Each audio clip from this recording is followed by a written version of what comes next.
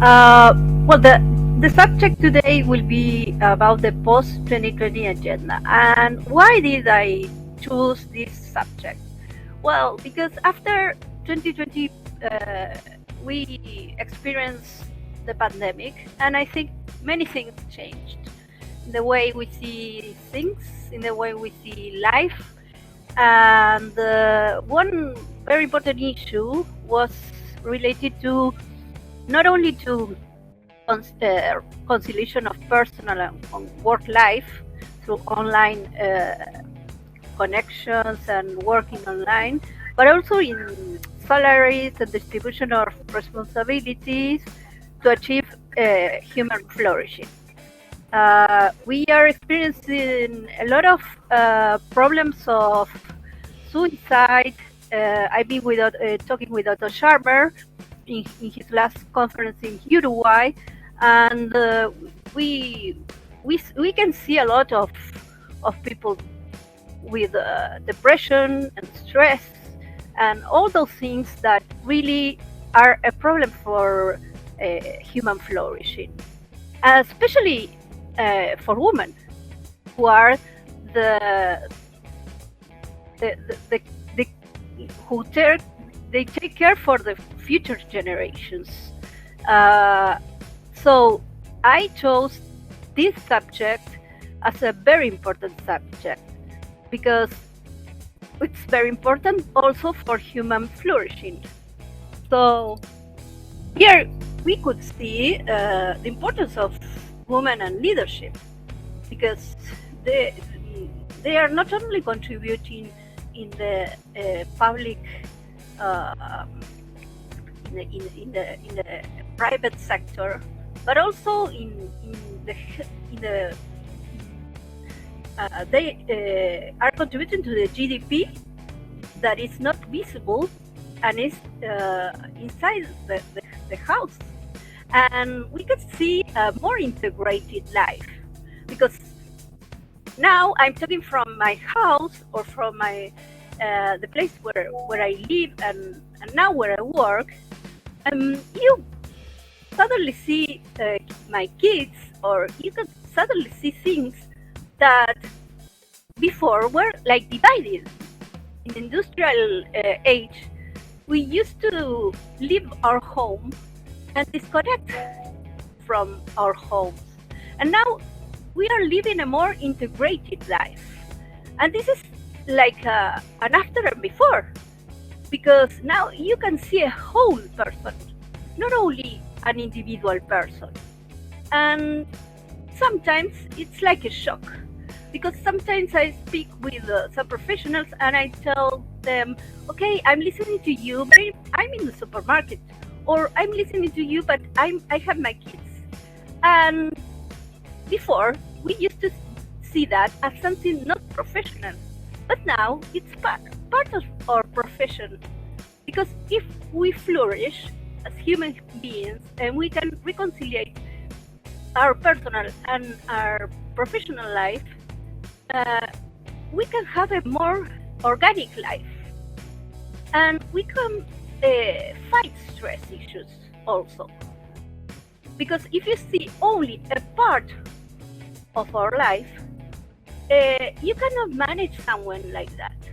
You cannot manage an organization like that anymore. So that is one of the most important things that I want to stress. Regarding women in leadership, there was a very important dean from one of the top business schools in Spain, that is IESE, that said if the 21st century is going to work, it's because women are going to be much more present in social structures, which are in a sorry poorly designed state, the consequence of a decadent and absurd rationalism. But this mission can only be accepted if a woman doesn't lead her to dehumanize herself, if she doesn't lose her femininity, because she is the nucleus of the family, and the family the base of society. And he was a very visionary man because he told this many years ago. Now he died, but he he he was very criticized because he was in the corporate sector and in a business school, and all these ideas were like this. Here you have like a conciliation triangle that this business school generated, and well, a model of conciliation, which has into account family, the business, and society, but in the center, the person. Because if you don't have a complete person, and this is to argument what I'm saying, you cannot manage an organization. You cannot. This was many years ago, but it was very criticized because they proposed online working online, and in those years it was like before the pandemic. This was like crazy. People thought that people were not going to work, and well. So, in our daily life, the problems of conciliations arise between me with myself, me with my family, I with the company, I with society, and company with the family, and company with society. This is a source from a book that was published in many languages, that is named Owners of Our Destiny. And that's it. The main objective should be that we are subjects of change, not objects of this economy.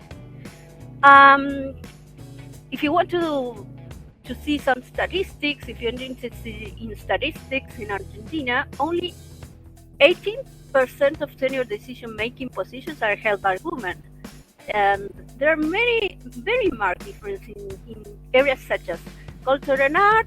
You have a lot of people there, of women there, in number one positions in civil society, in science, in health, in politics, and the media. And well, in education, sports, you have less percentages. Because there is like a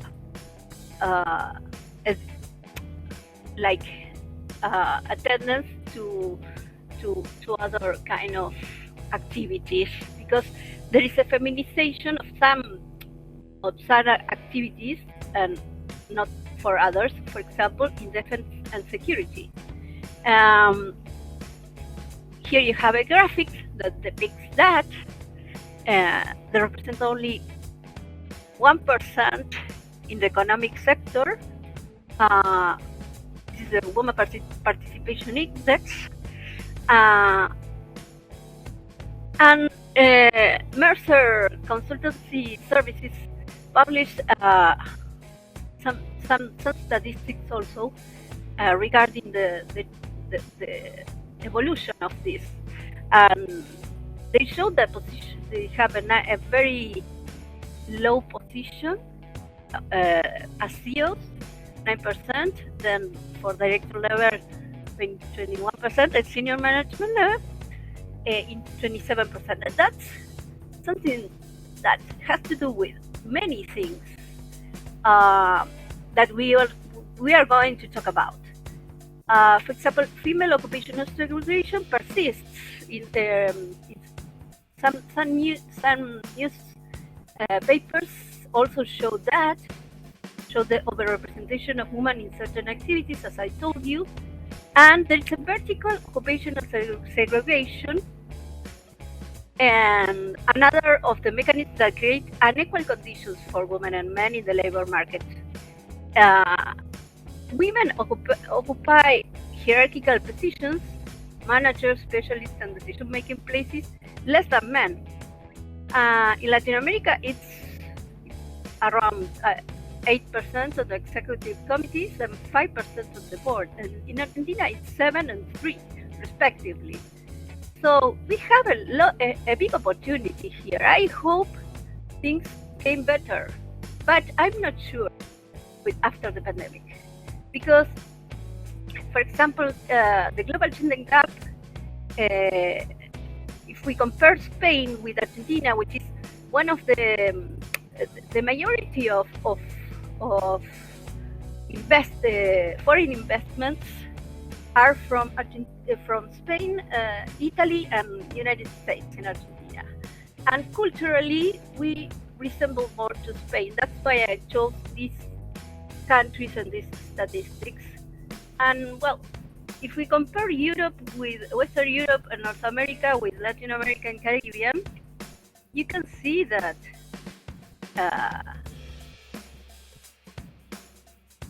the global gender gap ranking from Spain in 2020 was 8, and in Argentina, and 13 in Argentina.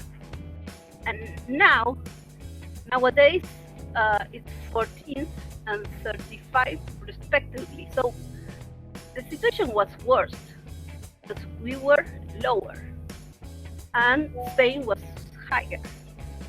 So we have a big opportunity here in Argentina to work in. Then in the World Economic Forum Global Gender Gap Index also shows some sad statistics. For example, women are 25% less likely to be equal and with the best educational achievement. And Spain is not so far. So, and the economic participation and opportunity section, you have Argentina in 103 ranking, shows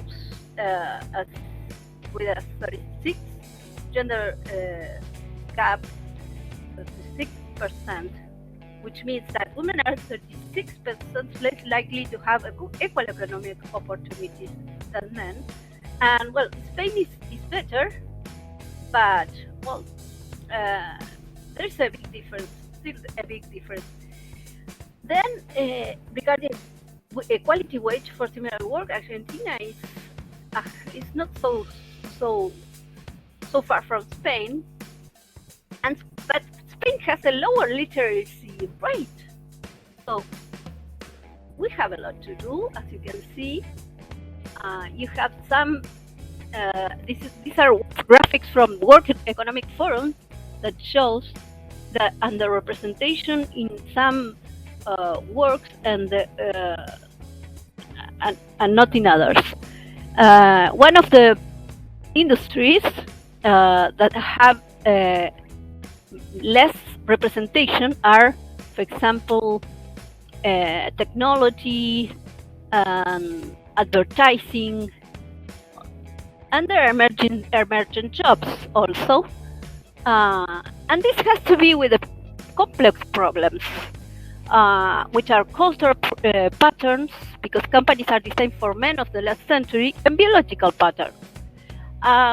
Regarding the cultural patterns, well, Donella Meadows used to say that in her document of leveraging points, that the most difficult thing to change is a mindset. When you go down through the document, you see that the most difficult thing is the mindset, something that is not tangible, that you cannot touch this. You just have to work with those problems with different tools and techniques that are not the same that we used to apply in the Industrial Revolution. Now we are in a state of the economy where we have to work with those cultural patterns and mindsets. And then we have biological patterns, because women used to be like more analytic. We have competencies, and we naturally develop competencies by being a mother that men not always have. That doesn't have to do always with the biological things. That also has to do with the energy. We can have a feminine energy or not, and that can be for women or for men. So thinking systemically regarding these complex problems, there is a daily coexistence, and the world structure must be redesigned. So we can integrate both energies in harmony with the skills demanded for this new economy.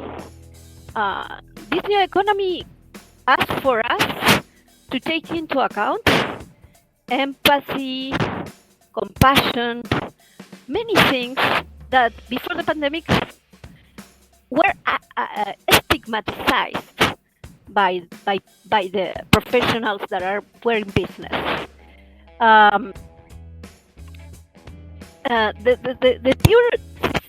purely economic scheme on which still a large number of companies are mounted damages the mental and physical health of those who work for them.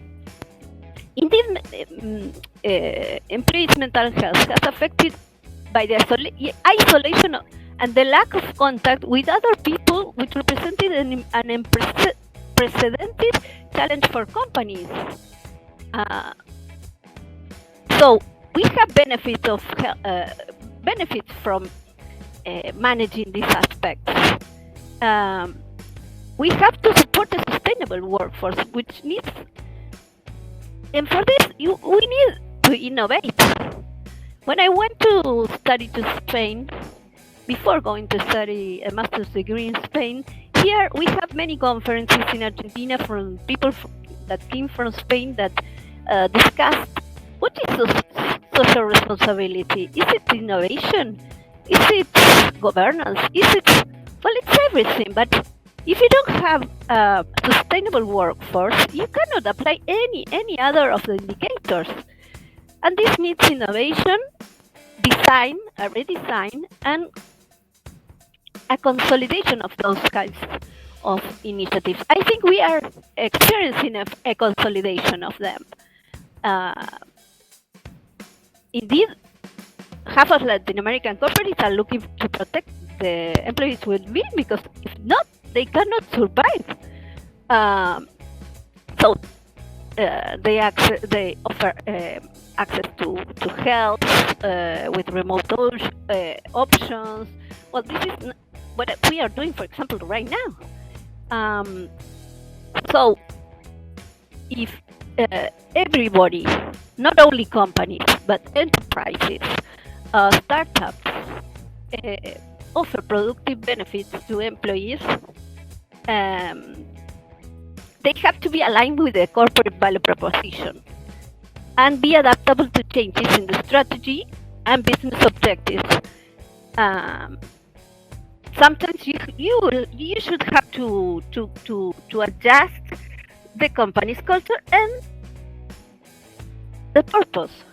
This is something that is not said only by me, but by Mercer, which is a very important consultancy company.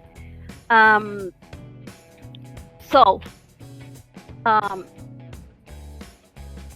is a motto that says,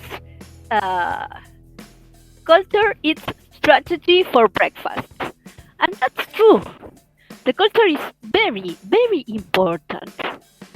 And we have to use different tools to work on these corporate cultures, or in startup cultures, or NGO cultures also. And if the managers don't have a complete vision, and they maintain a reductionist vision of the person, and don't think about these problems and the company as a system, they are like working with machines, with and systems with isolated people who are not interconnected in their function. As Gestalt says, the whole is more than the parts separated. So leadership is a study area that needs to be applied with this systemic vision. Um, and the business model that women can provide from a true humanist conception is much more in line with what these times require.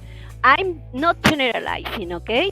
I know that not every woman has these competencies, but naturally we have to develop multitasking, a systemic view, etc., because we have child, and the nature makes us do that. So, how can we work a life balance? How can we balance this as a force for good? Well, there are many ways. There are different tools and different authors regarding this. Well, design thinking. I think design thinking from Tim Brown, and this is applied also to structural redesign. But this structural redesign must be based on human values and the decentralization of managerial style, not a control style, which is what is more common in general, especially in corporations. It's about being institutions that embody solid values and allow the professional and personal development of those who work in it with this balance. And a balance with women and men in these innovation processes. For example, when you hire people, you should have to balance all these things. And the World Economic Forum showed last year that we need an upskilling and reskilling process after the pandemic. So you have to know which quantity of redesign, the quantity of these people that can work in presence, some skills you have to develop negotiation skills, for example. This is something that says an Indian who is Meta Kandarp that works in IESE, and they should have to develop in order to have better results to deal with different stakeholders and lead projects. This is a very important competence. Then an agile human resource department, because you cannot think about human resources as before. Now, before the human resources were not so important, but now they are key because they manage all these things, which is how do I work in this way, in a flexible way? Well, the onboarding process, how you train remotely, how to evaluate performance, and well, all this can be done through a design thinking process. And flexible work demands organizations' trust, which is the most difficult social capital to build, especially before the Industrial Revolution. I think now we have more trust, because when you are weak and when you need help, you need to trust in someone, in your collaborators, in your... unfortunately, crisis is an opportunity sometimes to change. And until we don't have a big change or a big pandemic, we don't change. Because, you need to give collaborators autonomy, give up the centralized control, as I told you before, of the behavior. And now about 85% of companies do. And not every human resource workforce has these skills. So this is what World Economic Forum said, that we have to upskill and reskill. Regarding these new problems that are greater anxiety and lower productivity, especially for women, you can see how, for example, you have women with children with the most important numbers, 63%, they suffer loading work routines and the organization. They suffer anxiety because of job safety. They don't have the safety of that. Then the family pressure, and all those numbers are higher in the case of women with children.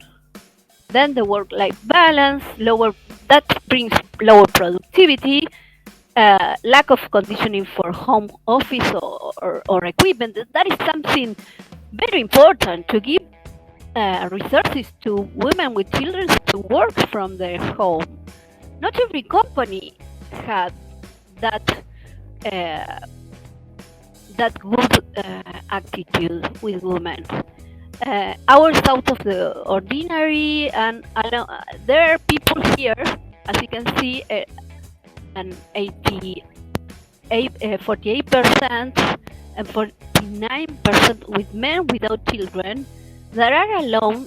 That made them more anxious, and because they were isolated, working from home. So isolation is another big problem.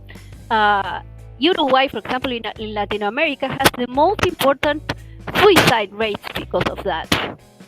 So these are new problems that we have to fight. And regarding productivity, some studies says that the self-management capacity is something that you have to have as a skill. For example, you have to measure which employees can work from home. And, for example, it's important because working from home reduces the commute stress.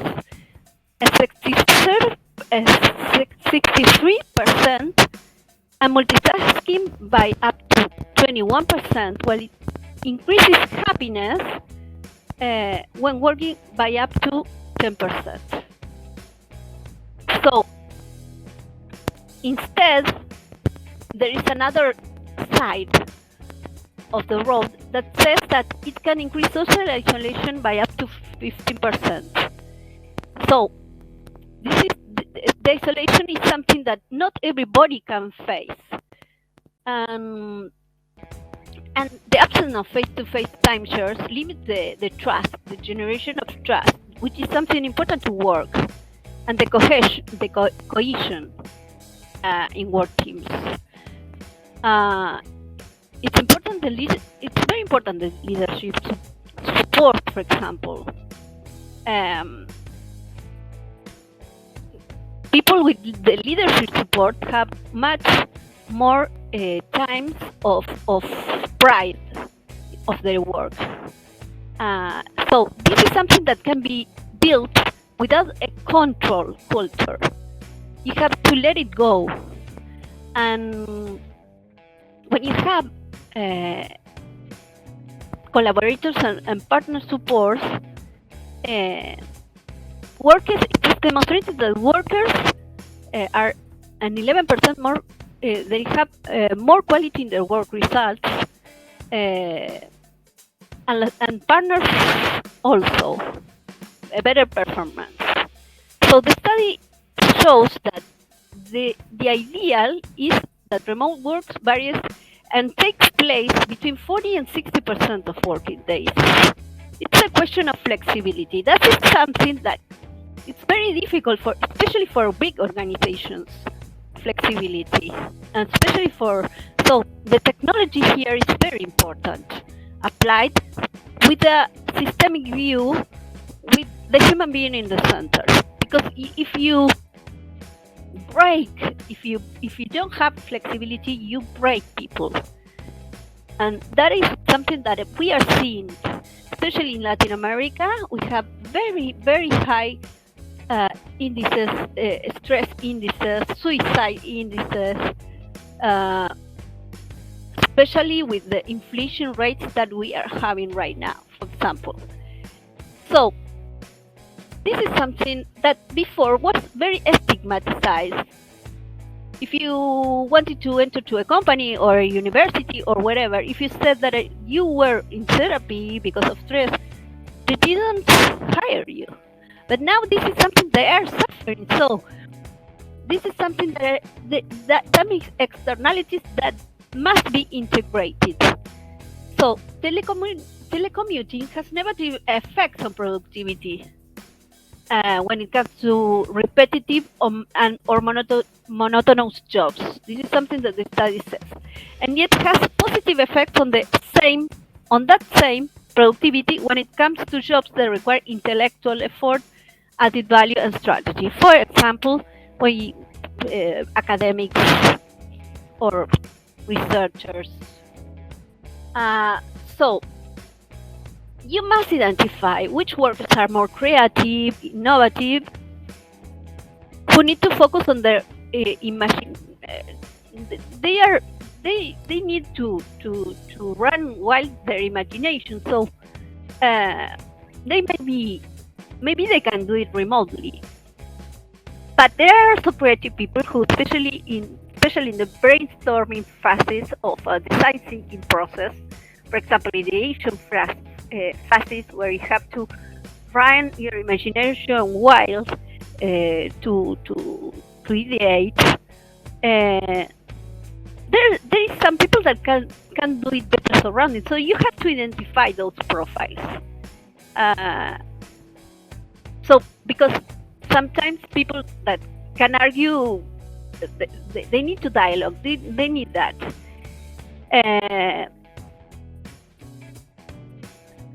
But there are people that, there are some innovation and creativity work that requires monotonous work, such as research, prototyping, collecting operational data. This can be done better in person.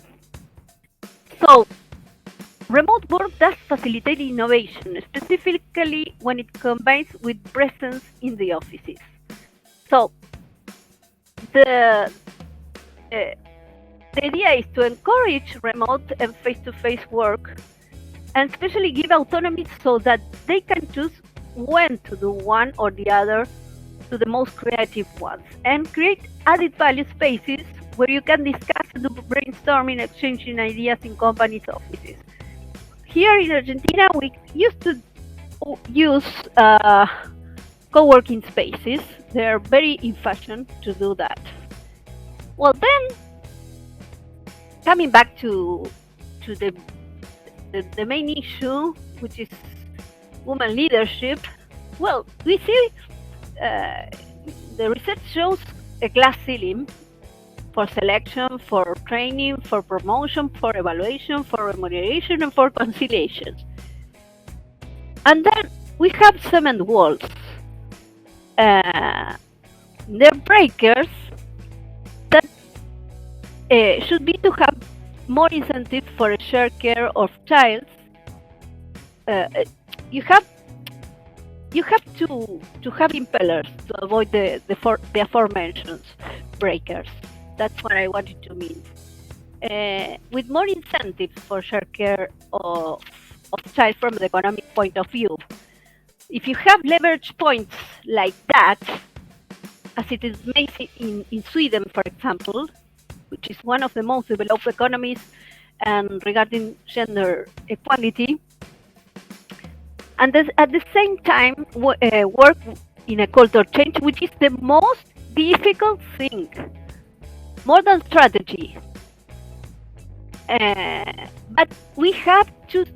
But it will be very difficult to achieve if we still see organizations with the eye of a man, and not both women and men integrated, because the big challenge is to integrate those energies.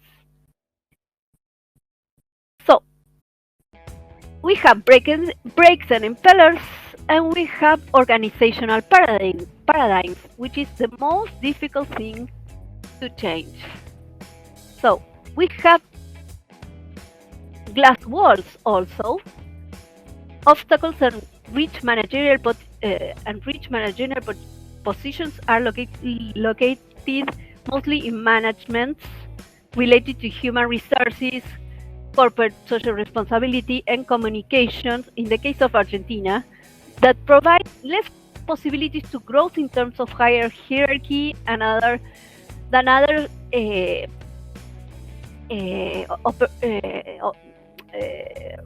roles, such as operations and sales or general management. We have like a breaker, so we have to change this because these positions are generally occupied by men, operations, sales, general management, and it's often used as one more argument to try to justify the lack of women in senior position managers because their management experience. What do they mean with this? There is a segregation because of that.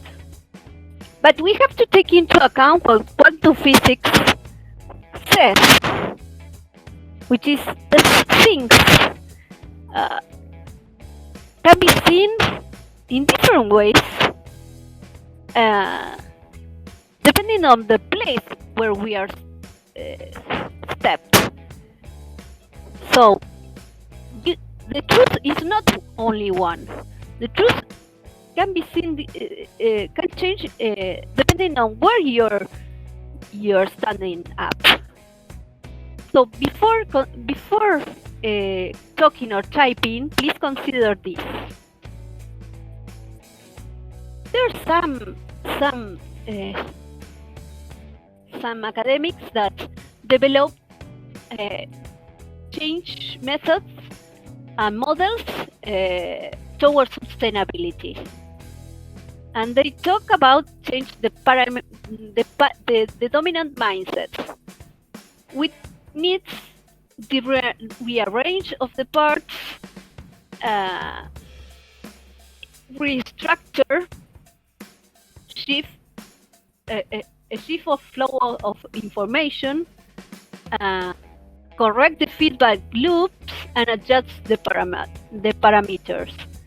So if you apply this to the organizations, you can drive change towards sustainability with this number 5 sustainable development goal, which is women leadership, which has to be with women leadership and equality.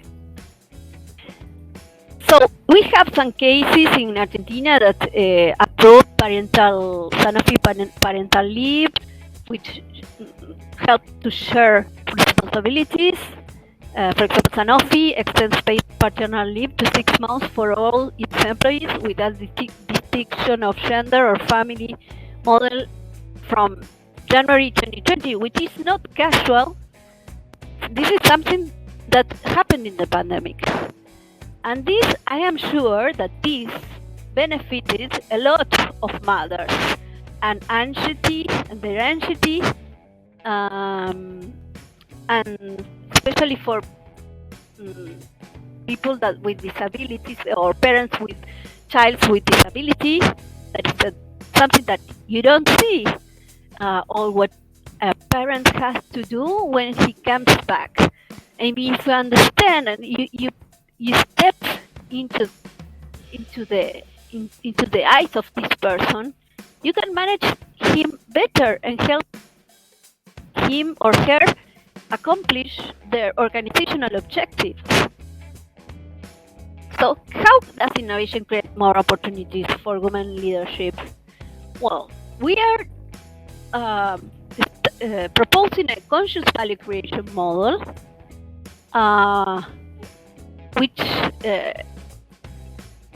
can also can help us not only to sustain but to thrive, because sustainability is not enough. We have to thrive. So the variables that we have to measure in this model have to do with all what we are talking about, because we can say many things. We can have a statement. We can have rules in the walls, but if they are not consciously applicable, they are just like things that are there, and the socially desirable, because some things cannot be applied everywhere. You have to measure what is desirable and what is not, and what we're talking about, the culturally acceptable. These are social things that before were not so important. And last but not least, from the social perspective, is the psychologically nurturing, because unless in my experience working for multinational as a country manager, they were, when you are in the field, it's not the same the map than the territory. So we can speak about this, but how can we apply nurturing psychologically relationships and messages and appreciate inquiry, and all those things were not thought. They were like crazy in those environments. Not so much in the innovation environments, or where people are able to think differently, but in these environments especially. But in the university also, in the academic sector, in the NGOs also. I'm volunteer in an NGO, and this used to be crazy also, because the model, the mindset was from the Industrial Revolution. Then we have the financial point of view that we have to take into account, which is the economically sustainable thing, because all this thing is good, but has to be economically sustainable. Well, it demonstrated that if you take into account the social variables, you can be more economically sustainable. We saw it in the pandemic. Then technologically feasible and operationally viable. I think we saw these changes and the evidence of this after the pandemic. And well, from the sustainability point of view, not to ruin the environment, being generally sensitive, and something that is very important for management and for innovation, and it's to learn from the errors, because when we are innovating, we have to have a very high level of frustration resilience, because you're always testing things, and the perfect mindset, the mindset that we used to have, that 1 + 1 was 2, died. So a value creation, a conscious value creation models needs a stakeholder capitalism, as Edward Freeman said, recognizing everything is interconnected and moving in 4 directions to make the world more sustainable, inclusive, resilient, and smartful, as the cost of inaction is bigger. In this framework, technology plays an important role, and building a human-centered recovery strategy, achieving wellness as a force, and jobs as a global recovery plan. Not only for today, not only for this economy, but for 20 or 30 years from now. Because as I told you before, the job market will need these new skills in 20 and 40 years.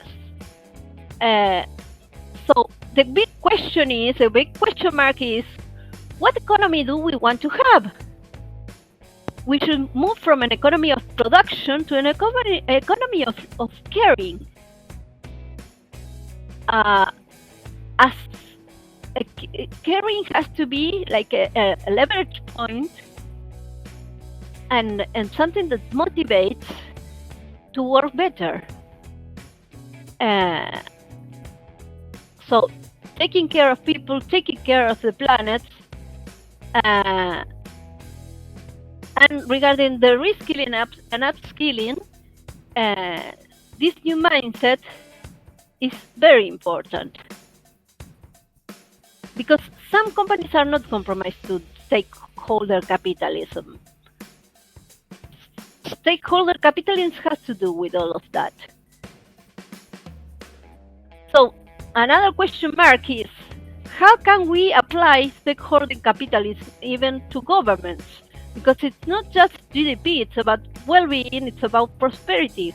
It's not about sustainability, it's about thrivability.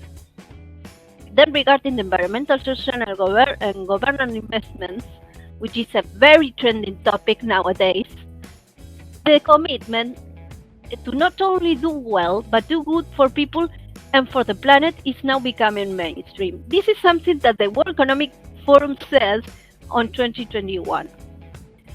So,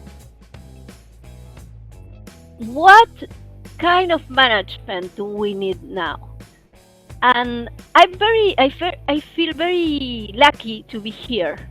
And thank you again for this space, because India has a holistic view of life, a more holistic view of life than Western countries or South American countries like mine, where the spiritual competence is very important. And if we see the 17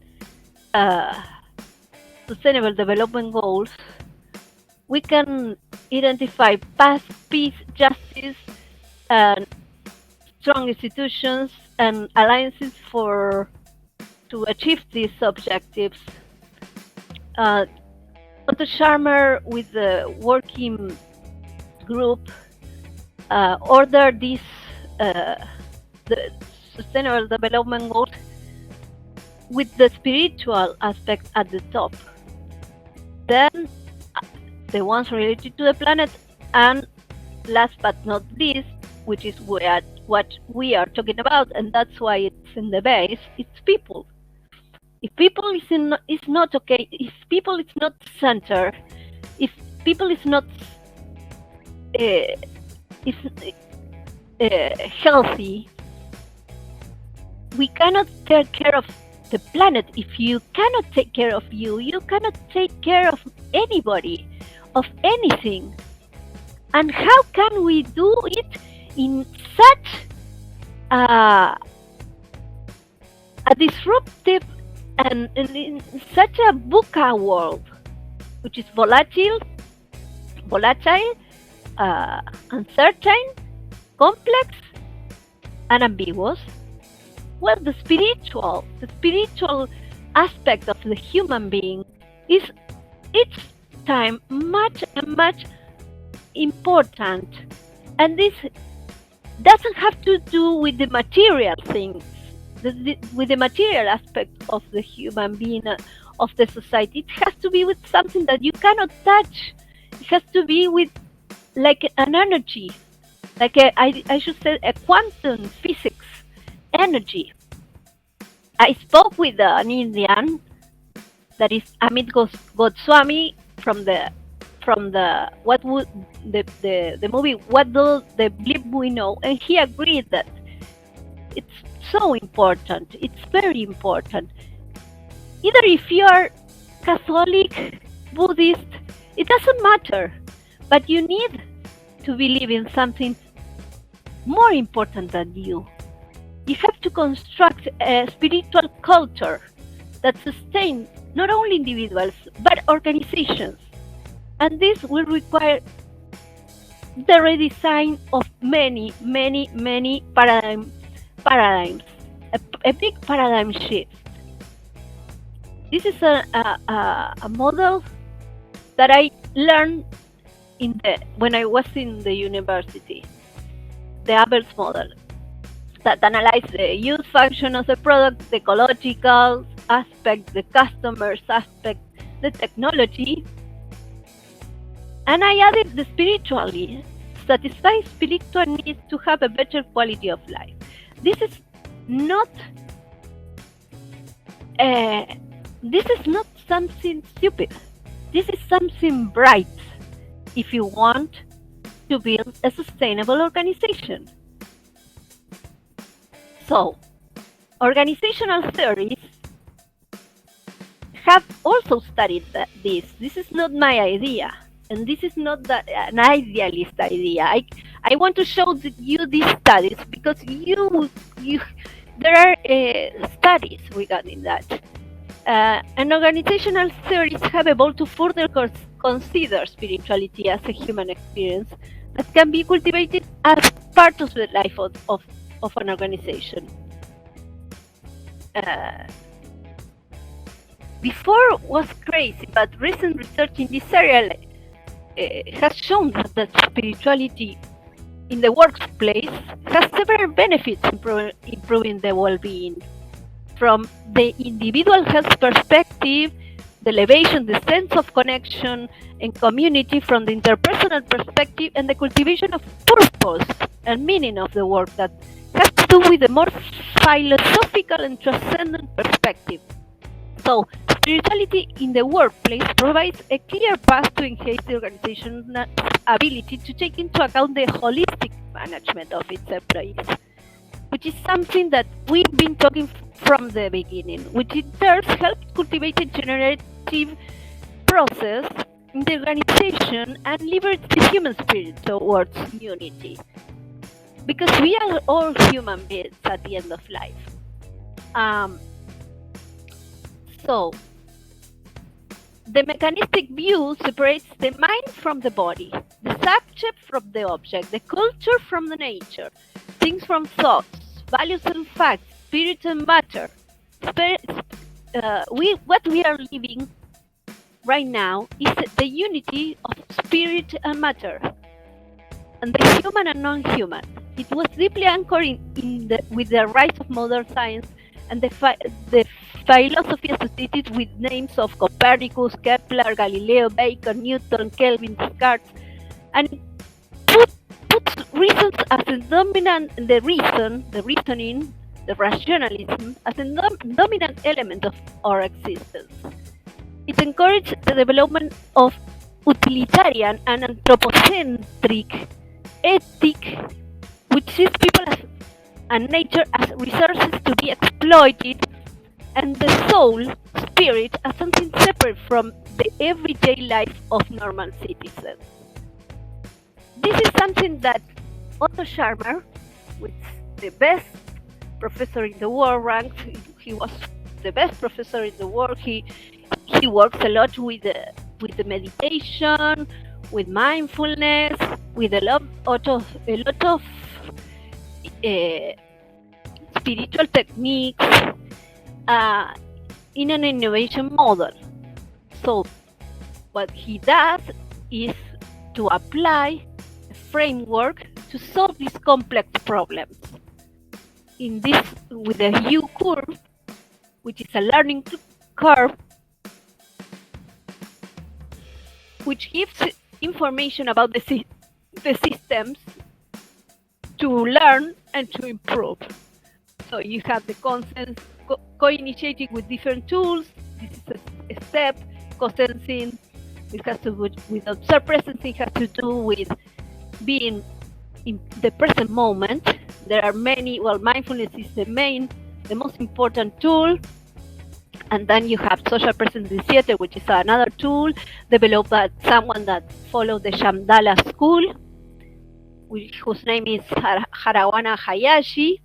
Then co-creating, prototyping new living examples to explore the future by doing, and embody the new ecosystems that facilitate seeing and acting from the whole, with these places to improve creativity. So they are like 5 moments. So you move from one field to other ways of operating fields. So the operational model, the human operational model, the human operational mindset has to move into a connection with the world, leaders with more connection with the world, because what we saw in the pandemic was a disconnection between the real world and the other world that we were living. A leadership disconnection between the real world and the world where leaders were living. And that's why we experience a creative destruction, as Schumpeter says, a famous economist, which made some organizations arise, some new organization arrives with this new model, and many died. So we have to move to a place of inner working that emerge from within, from within us, which entails discovering of the future by doing. So this is very difficult, but not impossible. There are many tools. Theory U has many tools, but we have to be open to an ontological threshold. That's why coaching and so many ontological coaching has a lot of success in Argentina. This ontological threshold has to do with a change management method that suggests to help political leaders, official managers to break these unproductive behavior patterns of the past. They have to develop different levels of dialogue within and throughout all the organizations. That is what we were discussing before with the sustainability model, which can be applied to internal and external stakeholders. If leaders don't cross these thresholds, they are locked in ineffective decision-making patterns. So the transition occurs in a very deep level of mental models. Again, the most difficult thing to change. And a world view where the traditional conception of the human being that was fragmented, as I told you before, mechanistic and utilitarian, this can have to be specially questioned, challenged, and changed. So, in conclusion, innovation can be created, a force for change, if we put the human being in the center with a strong spiritual mindset and an integrated mindset, and creating integrated value. Thank you so much.